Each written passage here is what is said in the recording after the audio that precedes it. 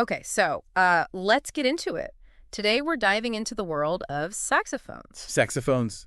But not just any saxophones, Yeah, we're man. talking cannonball saxophones. Nice. You've shared some material on altissimo playing too, Yeah, which seems like it's right up your alley. definitely. It's pretty cool how you're into both, like the playing side of things, the hands-on techniques, Mm-hmm. but also the business side of the music world. Absolutely. It's fascinating to me how those two areas actually connect. Yeah, A company's innovations can directly shape what a musician is able to do. it's true. Having the right tools can unlock new levels of playing. Definitely. So Cannonball Saxophones, Get them. they were founded in 1996 by Tevis and Sheryl Laukat, Mm, right here in Sandy, Utah. that's right. Now I gotta ask, are you in Utah? I am. Because if so, that's a pretty cool local connection. Yeah, it is. It's a fun fact for any Utah listener, for sure. For sure. And from day one, they've been all about innovative design and high-quality craftsmanship, right? Yeah, that's a big part of what's made them stand out in the saxophone world. They've got this Big Bell Stone series Mhm. that just sounds impressive. It is. Large bill for projection, and they use semi-precious stones on the keys. I mean, it's like a work of art that you can play music on. It's true, and it's more than just looks, though. Those stones actually change how the instrument feels and responds when you're playing it. Really? Yeah, it's a great example of their attention to detail. Wow, so these saxophones are actually made in Taiwan, Mm-hmm. but every single one is hand-inspected and acoustically adjusted back here in Utah. That's right. That's a smart approach. Yeah, it combines the best of both worlds, right? The global manufacturing expertise and that personalized touch you get from local craftspeople. Yeah, We're seeing that more and more these days with high-end instruments. makes sense. So it's about quality control, making sure each saxophone is up to their standards. Absolutely. Which makes me think about something you share about Gerald Albright. He's a huge name in contemporary saxophone, right? Absolutely. Gerald Albright's one of the most respected and influential saxophonists out there. And he's a cannonball artist. He is. So he actually plays cannonball saxophones. He does. He not only plays them, he endorses them. Wow. And he even has signature models designed in collaboration with Cannonball. Okay, so I have to ask, how does that translate into sound? Right. What's special about a signature model designed with someone like Gerald Albright? Well, Gerald Albright is famous for his soaring, vocal-like altissimo lines, that really expressive singing quality. And what's interesting is that Cannonball's big bell design is known for producing rich overtones, Interesting. which are crucial for achieving that kind of sound. It almost like the saxophone is designed to sing. So it's not just about slapping his name on a saxophone. No, It's about capturing the essence of his playing style. exactly. And that attention to detail and responsiveness is a big part of what makes Cannonball Saxophone so sought after. Okay, so we've talked about this big bell design and the unique key touches. Mm-hmm. What else is it about Cannonball that sets them apart? Right. What would you say is their secret sauce? Well, we've touched on some of it already, but they're also known for incredibly robust build quality and consistency. Right. For a musician, that's huge. Yeah, I can imagine you wouldn't want your instrument falling apart mid-performance. That's right, exactly. Are there trade-offs, if any, to achieve that robust build? That's a great question. Yeah. And it's one that sparks debate among saxophonists. Really? Some argue that a heavier, more robust build while providing durability can sometimes sacrifice a degree of responsiveness or a certain lightness in the sound. Okay. Others, however, feel that the trade-off is well worth it for the consistency and dependability they get in return. That makes sense. So it's not just about big names like Gerald Albright who are drawn to Cannonball. No. Reliability is key. It is. And that's something they've really addressed. For sure. Their instruments are built to last and to perform at a high level. Absolutely. Now, I know we've talked about altissimo playing, and this is where we could get a little technical. Yeah. But in a fun way, of course. Sure. I have to admit, this is an area I'm still wrapping my head around. Mm-hmm. Could you break down what altissimo is exactly? Absolutely. Altissimo is the highest register on the saxophone. Okay. It's like the Mariah Carey of the saxophone world. Okay. But in all seriousness, mastering it opens up a whole new world of expressiveness and versatility for advanced players. So it's about pushing the boundaries of what the saxophone can do. Exactly. But it's definitely not easy. What makes it so challenging? Altissimo requires incredibly precise embouchure control, air support, and accurate fingering. Okay. It's about manipulating the harmonic series within the saxophone Okay. by Adjusting your embouchure and using precise fingerings, you're essentially activating higher overtones, producing those incredibly high pitches. Think of it this way. Even when you play a low note, there are fainter higher notes already present. Okay. Almost like hidden within the sound altissimo is about isolating and controlling those higher notes. So it's not just about blowing harder. No. It's about finesse and control. Exactly. It's about manipulating the instrument to produce those notes. And I imagine there are resources out there to help people learn this technique. Right. I mean, it's not like everyone is just figuring this out on their own, right? You're absolutely right. There are many resources available. And one of the most valuable is something you flagged in your research. Yeah. The Barrick Altissimo Chart, created by Professor Christopher Barrick. Okay. He's quite a legend in saxophone education. From what I've read, this chart is like a cheat code for altissimo. Yeah. What makes it so special? It provides specific fingerings tailored to different saxophones, making it easier to hit those altissimo notes. Oh, wow. It's like a roadmap for navigating that higher register. So it takes some of the guesswork out of it. Exactly. It provides a starting point and a framework for understanding how to produce those notes consistently. That's incredible. Yeah. It's like unlocking a secret level in a video game. Right. Now, even with charts and resources, it still seems like altissimo would be incredibly challenging. It is. What would you say to someone listening who's maybe feeling intimidated by it? Well, you have to remember that it's a process, a journey. Right. You're not going to wake up one day playing perfect altissimo. Yeah. It takes time, practice, and patience. So it's more about the journey than the destination. Exactly. And the journey is full of its own rewards. The small victories along the way, the gradual improvement, the feeling of accomplishment when you finally nail that tricky passage. It's all part of the experience. I love that perspective. Yeah. It's so easy to get caught up in the end goal. It's true. But sometimes it's the process itself that's the most rewarding. Absolutely. And I think that's especially true with music. It's not just about hitting the right notes. It's about the feeling, the expression, the connection you create through your instrument. That's such a great point. It's easy to forget that music is about more than just technical proficiency. Right. It's about expressing yourself and connecting with the music. Exactly. And that brings me to another fascinating aspect of altissimo. Okay. You see, while the Barrick chart provides an excellent foundation, there's also a degree of personal exploration and interpretation involved. Oh, so it's not just about following the chart blindly? Not at all. Different players, even on the same saxophone, might find slightly different fingerings that work best for them. Really? Yeah, it comes down to subtle variations in embouchure air pressure and even the individual characteristics of their instrument. So there's room for individual expression even within a seemingly technical aspect like fingering charts. There is. That's fascinating. It is, and that's what makes altissimo so intriguing. Yeah. It's this beautiful blend of technical precision and artistic freedom. You mentioned individual expression. Right. And it makes me think about the musicians who've really mastered altissimo.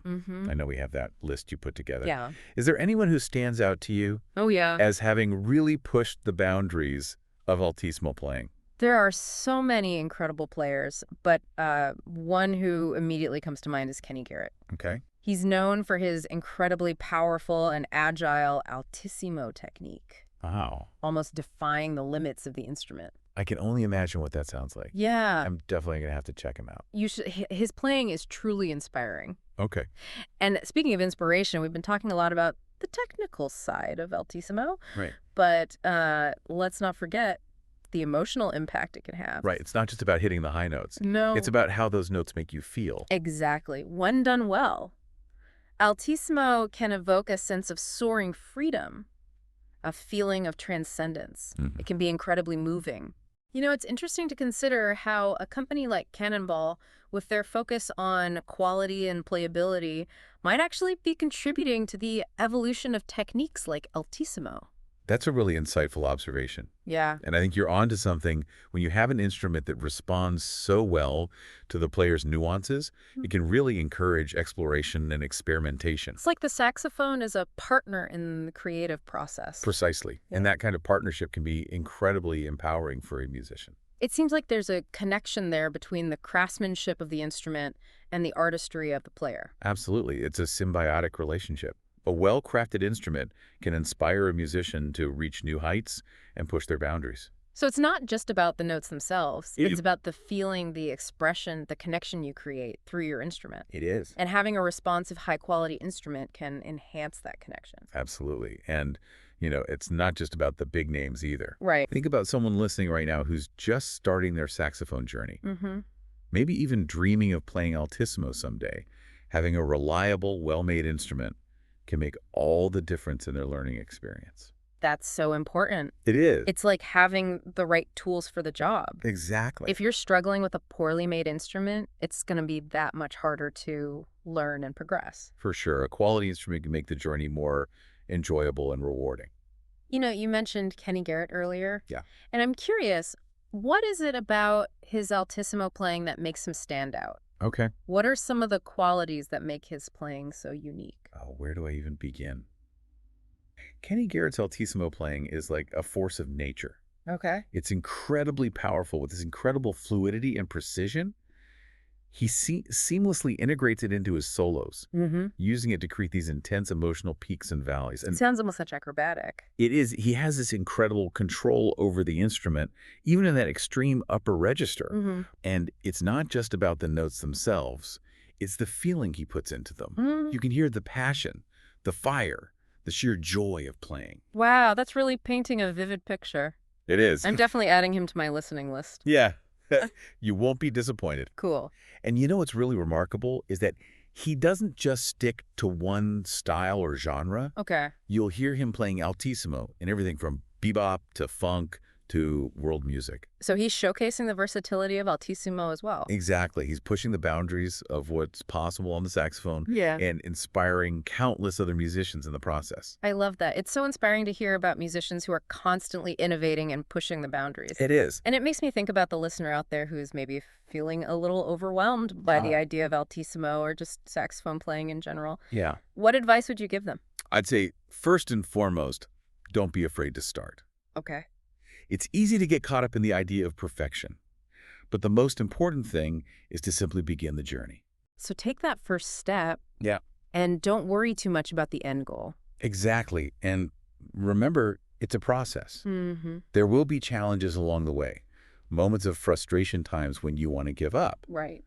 But those are all part of the learning experience. It's the way we were talking about earlier, embracing the journey. Exactly. And the journey is full of its own rewards. Yeah. The small victories, the gradual improvement, the feeling of accomplishment when you finally master a new technique. It's all part of the fun. It's funny. We started this deep dive talking about a specific saxophone company, Cannonball. Right. And now we're talking about the bigger picture of musical expression, personal growth, and the journey of learning an instrument. It's amazing how these things are all connected. It really is. And I think that's what makes this topic so fascinating. It's not just about saxophones or even altissimo. It's about the power of music to connect with us on a deeper level and inspire us to grow and learn. It's about finding your own voice through music, whether that's through soaring altissimo lines or simply playing a simple melody that speaks to your soul. Beautifully said. And I think that's something everyone can relate to, Yeah. regardless of their musical experience or skill level. I think that's a great place to pause for now. Okay, We've covered a lot of ground in this deep dive. we have. We've explored the unique qualities of Cannonball saxophones, delved into the complexities and artistry of altissimo playing, and even touched upon the emotional power of music and the journey of learning an instrument. But there's still more to uncover, right? Yeah, there's always more to discover. It's funny how we started with what seemed like a straightforward look at Cannonball saxophones. Right. And we ended up on this incredible journey exploring altissimo and the very essence of musical expression. It's a testament to how interconnected the world of music truly is. Even seemingly specific topics can lead to these broader philosophical discussions. Something you said earlier really struck me. Yeah. You mentioned how a well-crafted instrument can inspire a musician to push their boundaries and reach new heights.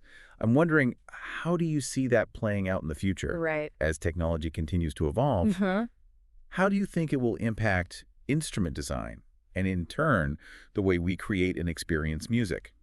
That's a fascinating question, and one that has a lot of potential answers. Yeah. We're already seeing technology shaping the way music is made and consumed. Right. Think about the rise of digital audio workstations, virtual instruments, and even artificial intelligence composing music. It's almost mind-blowing to think about how much has changed in just the last few decades. Absolutely. And as these technologies continue to evolve, I think we'll see even more blurring of the lines between acoustic and electronic instruments. Yeah. Imagine a saxophone with built-in digital effects, or a trumpet that can seamlessly interface with a computer. Wow. That would be incredible. It almost sounds like science fiction. Yeah. But who knows? Maybe that's not too far off in the future. It makes you wonder how those advancements might impact something like altissimo playing. Could technology make it easier to learn or even change the way it sounds? That's a great point. It's certainly possible. Imagine software that could analyze your playing and provide real-time feedback on your embouchure and air support, specifically for altissimo. Mm-hmm. Or maybe even digital effects that could enhance or modify the sound of altissimo notes. That's wild. It would be interesting to see how purists would react to that. Yeah. The idea of using technology to enhance a technique that's traditionally been about acoustic mastery. It would definitely spark some debate, but, throughout history, there's always been resistance to new technologies in music. Right. Think about the introduction of the electric guitar or synthesizers. They were initially met with skepticism, but eventually became integral parts of the musical landscape. It's like every generation has its own musical revolution. Right. And speaking of revolutions, I have to ask, what excites you the most about the future of music? With all these technological advancements, what are you most looking forward to? For me, it's the potential for technology to democratize music creation. Okay. And make it more accessible to everyone. We already see this happening with apps and software that allow anyone to compose, record, and produce their own music, regardless of their background or access to traditional instruments. It's like giving everyone a chance to express themselves musically. Yes. Regardless of their skill level or resources. That's pretty powerful. It is, and I think that increased accessibility will lead to even more diversity and innovation in music. We'll hear new voices, new sounds, new combinations of genres and styles. It's like opening up a whole new world of musical possibilities. I'm excited just thinking about it. Yeah. But amidst all this technological advancement, do you ever worry that the soul of music might get lost? Right. I mean, there's something so special about the raw human element of playing an instrument, connecting with it on a physical and emotional level. That's a valid concern and one that's important to consider. But I believe that the human element will always be at the heart of music, no matter how technology evolves. Even if we're using digital tools or virtual instruments. Right. It's still our creativity, our emotions, our experiences that are driving the music. So technology is more of a tool, Yes. an extension of our creativity rather than a replacement for it. Exactly. And just like any tool, it can be used for good or bad. It's up to us as musicians and music lovers to use these technologies responsibly. Right. And to ensure that we're still honoring the heart and soul of music. I like that perspective. It's not about fearing technology, but rather embracing it as a way to expand our creative possibilities while staying true to the essence of music. Yeah. You know, it's interesting how we started this deep dive talking about a specific saxophone company. Right. And we've ended up exploring the future of music itself. It's a testament to how these seemingly separate topics are actually deeply intertwined. And I think that's what makes exploring these ideas so rewarding. I completely agree. We've gone from the craftsmanship of Cannonball saxophones to the nuances of altissimo playing. Right. And now we're contemplating the very future of music creation and expression. It's been an amazing journey. It really has. And I hope this deep dive has sparked some new ideas and inspired you to continue exploring the world of music, both old and new. Absolutely. Who knows what other musical discoveries are out there waiting to be made? Maybe someday we'll be having a deep dive about saxophone-playing robots or AI-generated jazz solos. I wouldn't be surprised. The future of music is full of endless possibilities. And that's what makes it so exciting. Thanks for joining us on this deep dive into the world of saxophones altissimo and the ever-evolving landscape of music. It's been a pleasure. Until next time, keep exploring.